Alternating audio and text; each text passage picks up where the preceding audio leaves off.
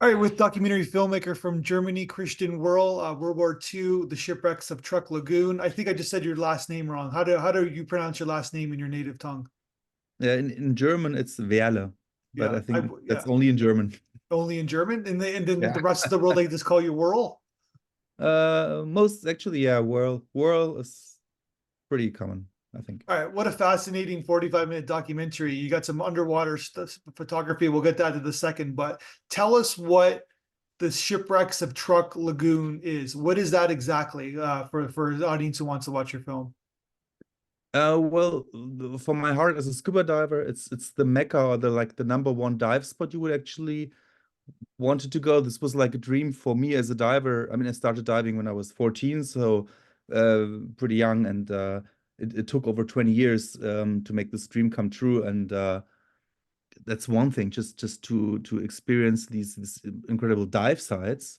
And then you have these, I mean, it's not only shipwrecks, it's the animals, the visibility of the water. So there's a lot of reasons to go diving there. Um, So what but is this? for Where is this exactly? It's in Micronesia. Yeah, Truk Lagoon is now called it's Chuuk. It's one little island in Micronesia, which is in the middle of nowhere, I think, for almost anyone in Germany. From Germany to travel there, you can't go any further on the globe, I think. If you go any further, you'd come back already. So very, very far away. Um, in the Pacific, in the middle of the Pacific. So it used to be the Japanese, like from the historical point, it Yeah, used to be the Japanese naval base, which they had as an operating uh, place. yeah. And Like um, during World War II. And what is it? What is it now? It's just like what does it look it's like now? now it's a federal state of Micronesia, so it's beautiful islands, clear waters, and there's not much else there. It's beautiful islands, and obviously the wrecks are there from the Second World War, and it's mainly a spot for divers. I don't think they have much infrastructure or anything Mhm. else. Honest, yeah.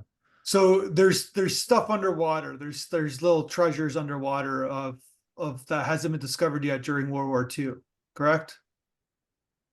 Yeah, there is. I mean, there's a lot underwater, which you can actually go diving as like in any normal tour. If you would be a tourist, you just go Mhm. there and you can do tours. And there's a lot of shipwrecks are accessible, diveable, and not everything, of course. Yeah. So you kind of like the first part of the film is that you go underwater, like you give us this beautiful imagery underwater, and you kind of see that there's still kind of things that during World War II that are still underwater, haven't been under discovered, and you're kind of giving us this kind of like discovery film. It's like an adventure film underwater, and then you pull back, and then you kind of give us like a little bit of a summary of World War II, right? Like not that most people already know, but you're kind of telling us what we need to know in terms of like where you are with the underwater footage, I guess, right? Yes, well, for me as a diver, you would think normally you go diving just like on a coral reef or on a wreck, and you might not think too much about the history or the context of what happened there. Yeah. And what I found is really interesting because I didn't know, and everyone I showed the movie or was talking about, everyone knows about Pearl Harbor, Yeah. but everyone I know of, and no one knows about Truk Lagoon. And I mean, it Well, was that's the first question I asked you, right? Because I don't think I think if you asked 90 probably maybe 95% wouldn't know what it was. Right, exactly.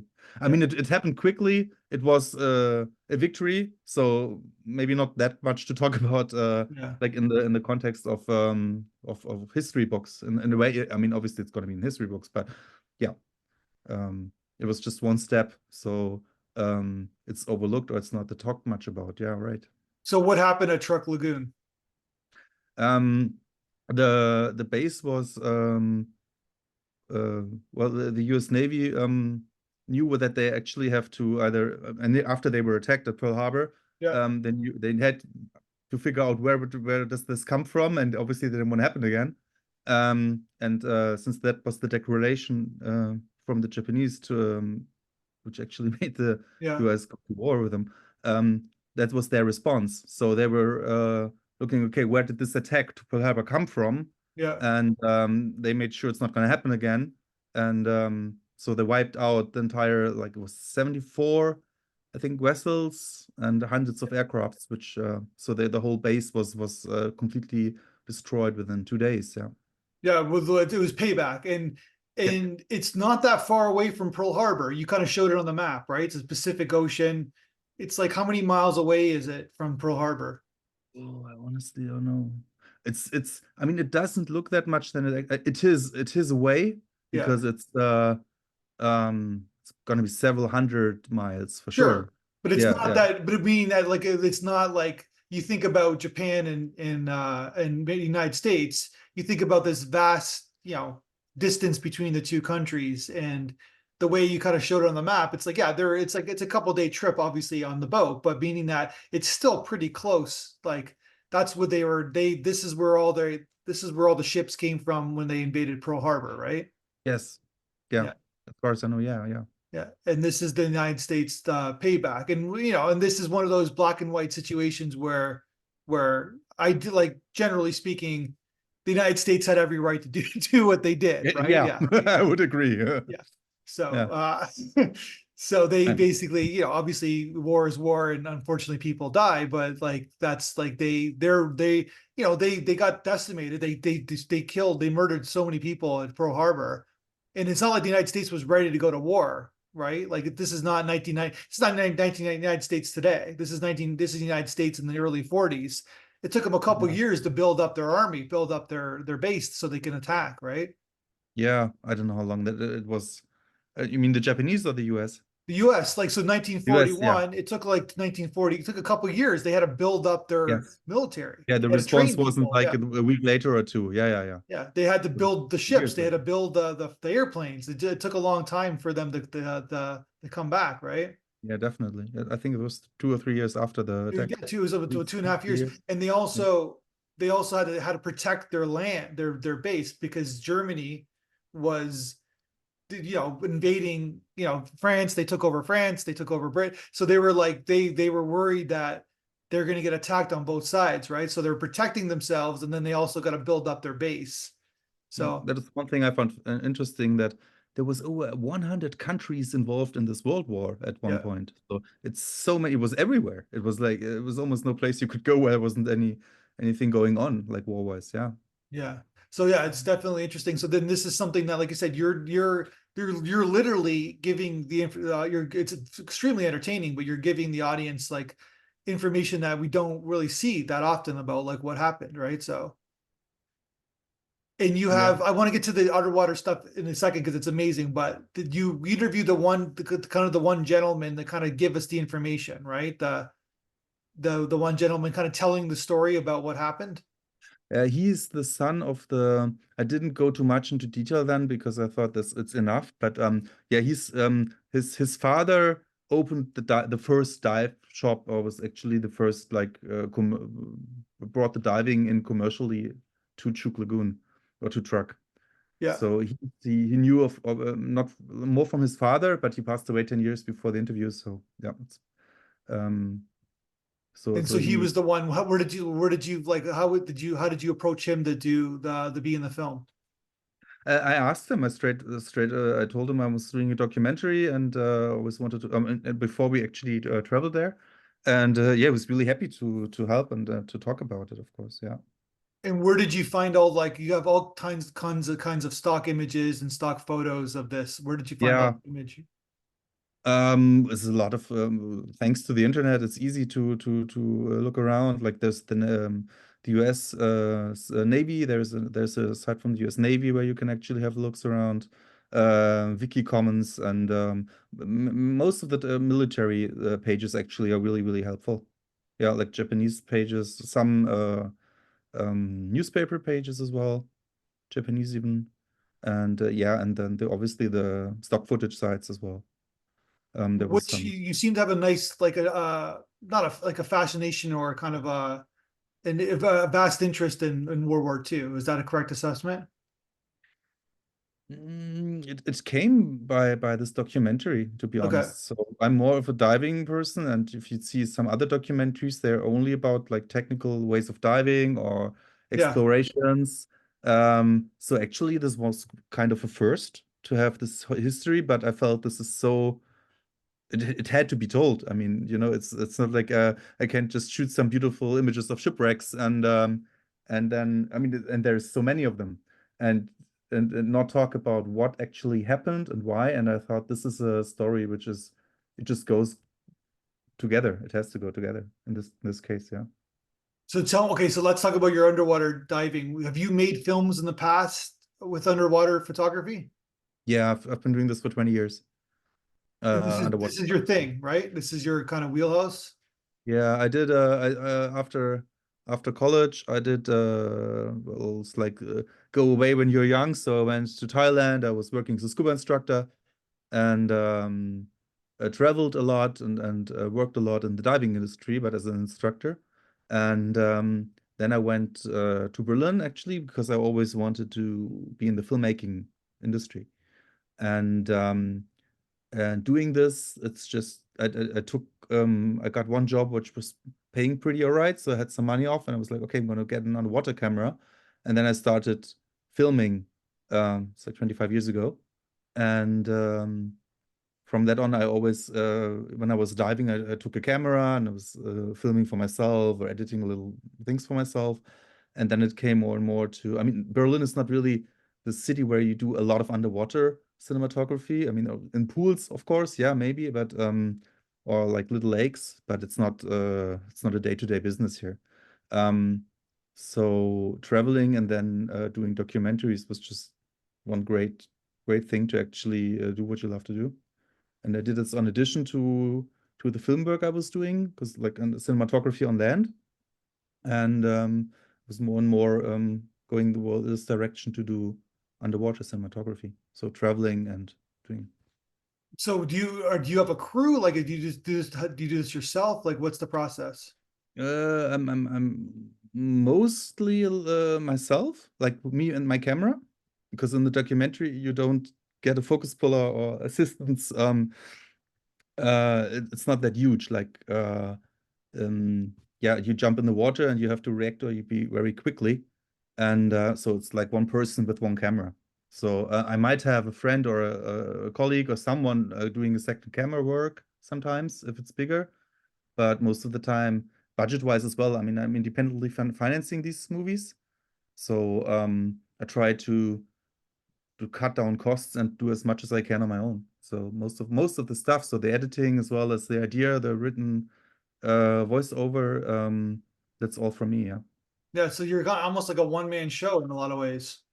Yeah, yeah, in a way, yeah.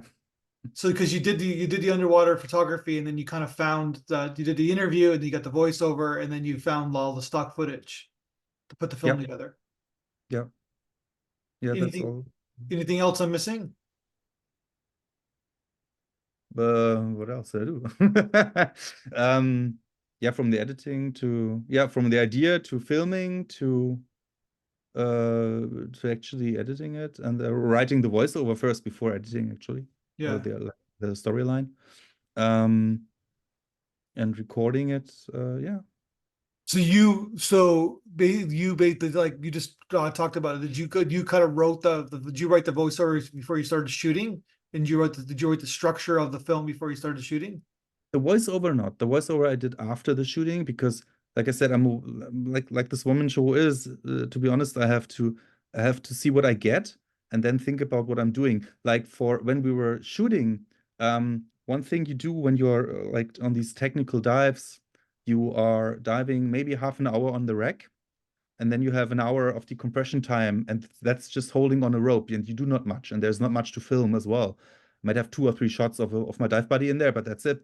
It's gonna be a bit boring. You can't do anything, so it's a bit boring. You stare around, and what happened in Truck was we were just staring at the blue, and you see these tiny bubbles of oil coming up. And this happened all the time. And at that point, I was looking at and I was like, hold on, what's going on here? And then I was this is when I actually came up as well with the questions to the protagonist or the person there asking, hold, do you know anything about this oil? Because I mean, you see it everywhere. Every dive you see it.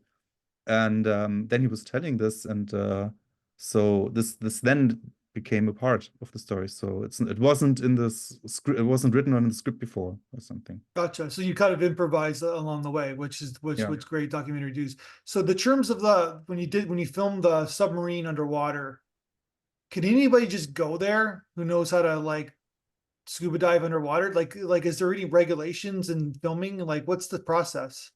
It's very, I mean, they really are a tourist site as well. So they want divers to come. Obviously, Okay. you have to have a diving license, and the submarine is almost 40 meters of depth. So that's recreational limits. They do all kinds of diving. They do the recreational diving. We had one guy who just finished his open water course in Australia and came to the spot, and we were like, man, we've been diving 20 years. We always wanted to come here. I don't know what you're going to do after this, but you're going to go diving in a you're so spoiled after this, right? So and he could dive because there's a lot of wrecks, very shallow, very accessible. Obviously, diving like you see diving inside, maybe not like to all these points when you are a beginner. Then you Mhm. should have some technical training or other gear as well, more than just one tank on the back if you go on an environment where you can't just surface. But like on the submarine, I saw just recently some pictures. Some divers were even diving inside the submarine. At that point, with my camera, I was looking and I was like, "There's no way I can fit in and not stir it up or just like kill myself." Yeah. Um, I saw some beautiful pictures just recently, like 2 weeks ago, and I was damn. But yeah, um, it's always a question when you are there, you have to assess the the Sure, of site if you course. can do Yeah. it or yeah. But it makes you want to keep doing it and keep going back, right? So Yes, exactly. Yeah. yeah. So it's a really nice, solid documentary and it gives us information, but then you're giving us original footage. Like we're giving us footage that nobody's ever seen before. You mean of my underwater shots Yeah, your or underwater yeah, shots. Yeah. yeah. Yeah, it's pretty amazing. And then you tied it all together. Like you kind of have a cohesive story. Like you just didn't do like an adventure movie about going to the submarine, going to these places, which is a movie in itself, right? But you kind of gave it context. You gave it like an emotional journey. You gave information that we sometimes forget, right? Like what takes place. We only see the bullet points of like, especially like World War II, for example. Yeah, Yeah. yeah. So I'm curious about because you're born and raised in Germany, right? Great, yeah. So what do they do when you're in school? What do they say about World War Oh, II? this was a big thing Yeah, in the education and in school. yeah, You just like from I'm not sure 13, 14 years old when you're in school. I was in it's called grammar school, I think you say. yeah, sure, yeah, Abitur, that's the bigger one. It was 5 years constant history about the World War II and about what happened, because obviously no one wants to happen it again, have to have it again. yeah. So it was a constant talk about most of it. They never, I think Pearl Harbor, I'm not sure how much we had in history, not much. Maybe just a day or two. But about German history itself and the World War, yeah, yeah. You obviously got So they don't brush it aside. They tell you what happened. yeah, yeah. They don't brush it at all. No, no. And It's a what's very, the very big thing that it's talked about and it's yeah, it's gone through. it's almost Yeah, like don't let this happen again. Is that sort yeah, of yeah, yeah. yeah. Okay. Definitely. Yeah, yeah, yeah, yeah. Yeah. Yeah, Like I because don't there know. I mean, school's been gone 25 years for me, so but I would doubt they changed it. I'm very sure it's still the same. That's one thing about the history that in the history books and in the classes you would have every year again, like going through different themes and yeah. yeah. Yeah, but then to think your country like was destroyed in the like disassembled and in the army a lot of men died and then you kind of the country build itself back up pretty quickly. It's kind of amazing the like all the reparations they got and like what I mean, everything was kind of all their buildings were blown apart and all these men died and they had to yourselves back up, right? Yeah, it was funny. it took a while to actually realize that there's this one saying. It used to be West and East Germany, which is not anymore, but it used to be like if you had something you bought, it was said made in West Germany or made in Germany, and that used to be was supposed to be, I think, a stamp, um, not of like this is very good or something, but just that it was, I forgot, I think it was invented by the US, Okay. that it had to be on it when Germany was occupied after the war, that there was a stamp. Every product which came from Germany was like there was a stamp on it. Oh, gotcha. Yeah. And these because the what they were in ingenuity, or what people were inventing was so good that actually the stamp became like a symbol of, oh, this is a very as a high quality product. um if you can follow me, I'm sorry, this is No, with my no, it's German and sort of English like saying that translation. like it's the stamp was a stigma of like you're like this is the before you buy it we have to tell you that like these are this is a German product, and it became like a Exactly, yeah, stigma because they didn't have the greatest, let's just be honest, like Germany didn't have the greatest reputation around the world in exactly, the 50s and 60s, right? And so right, then you're kind of saying it reverse where like they realized that when it was stamped, time heals all wounds, right? The cliche says, and then it yeah, became basically a product of like that it's good quality because it was made in German, right? So yeah, exactly, yeah, they the selling was switched over. So yeah. yeah, no, it's interesting. Yeah, it's fascinating. Then you're doing this documentary and about like the Pacific War, the Japanese War, which is like doesn't get as much attention as the European War. So That's actually one thing in the history when you're asking about the German, like our history classes would yeah, actually talk a lot. I'm sure we talked a little bit about, obviously about Japan and yeah, obviously about Italy, but not that much because it wasn't. I mean, it was too far away, or they were concentrating on our history. yeah, So yeah, for me, actually to see the same, like it wasn't only. I mean, it was first of all, obviously it's yeah. Germany, which I guess is the main role there, but it was Japan as well. It was Italy and others. Yeah. So what did you think about the audience feedback video that we sent you? What did you think they had to say about your film? I was really impressed. I was blown away. I mean, I haven't had much contact with people uh watching my documentaries, which I don't know, and what they see, and what they said was really heartwarming. Um, I felt really, it was great to see that it's that they liked it, that they have an interesting time watching it or experience something, which that's what I want to do, right?